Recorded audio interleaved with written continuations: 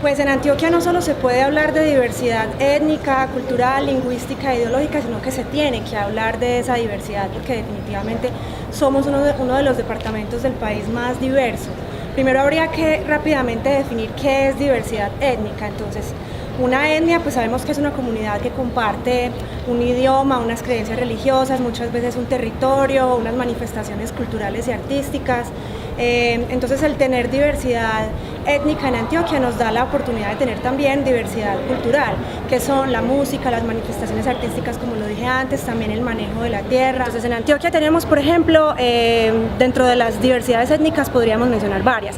Tenemos algunos raizales, tenemos afrocolombianos, tenemos comunidades indígenas como los Emberá, los Enúes, los Cuna. Entonces somos una región completamente diversa y es necesario discutir que sí, que realmente no son tan minoría como pensamos.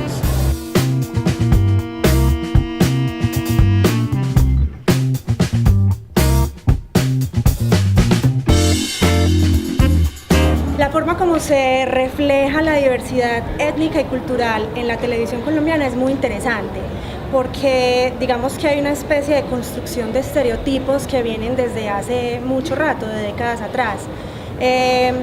Nosotros digamos que somos muy contentos de decir que Colombia es un país diverso, pero en realidad nuestra televisión no es tan diversa como nosotros en realidad somos, ¿cierto? Entonces hablemos, por ejemplo, de la televisión nacional, de la privada y de la pública. ¿Cuántas personas que pertenezcan a, digamos, las llamadas minorías étnicas están protagonizando en estos momentos, por ejemplo, una serie o una telenovela? Son muy pocas, ¿cierto? La representación de estas comunidades es mínima. Se representan más cuando se trata como de programas, de series o de telenovelas en las que estas personas pueden cumplir cierto estereotipo, como es de ama de llaves o de empleada del servicio o de esclavo o de ladrón, pero pues tampoco todo es malo, ¿cierto? Hay canales de televisión públicos como por ejemplo Señal Colombia que mantienen abiertas convocatorias para la realización de documentales que digamos que ensalzan la diversidad y la cultura de este país. Hablando ya de la televisión regional, a mí me parecería interesante que se hiciera el ejercicio de ver, por ejemplo, en Teleantioquia, porque pues sabemos que dentro de la misión del canal Teleantioquia está el promover la diversidad étnica, cultural, ideológica y lingüística, y cuántos de sus programas dentro de la parrilla de programación realmente están cumpliendo con esto. Dentro de la televisión regional y nacional hay como un cierto miedo, y es que se piensa que las personas que pertenecen a algunos grupos étnicos son como la minoría. Entonces se supone que la mayoría seríamos otros, que no se sabe quiénes somos esos otros.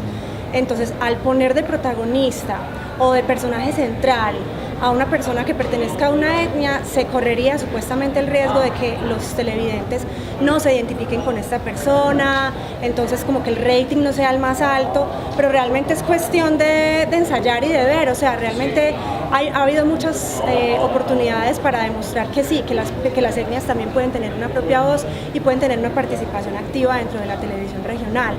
Yo diría que hay dos problemas grandes en este momento para la representación de etnias y diversidad de culturas en la televisión regional. Una es que detrás de cámaras realmente hay muy pocas personas que pertenezcan a distintas etnias. Por ejemplo, aquí en la Universidad de Antioquia tenemos muchos estudiantes que pertenecen a distintas comunidades indígenas o a otro tipo de etnias, y sería muy interesante poder empezar a ver esos estudiantes detrás de cámara trabajando en los canales de televisión, escribiendo sus propias historias, porque necesitamos entonces que esta gente también esté detrás de las cámaras para poder ellos empezar a contar lo de ellos.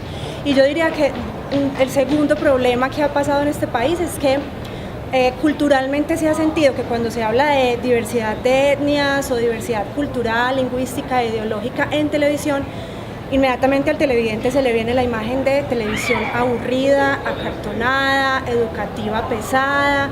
Y yo pienso que el gran desafío ahora no es solamente poner a estas personas detrás de cámaras también a contar sus historias, sino poder ver que el hablar de estos temas también puede ser entretenido.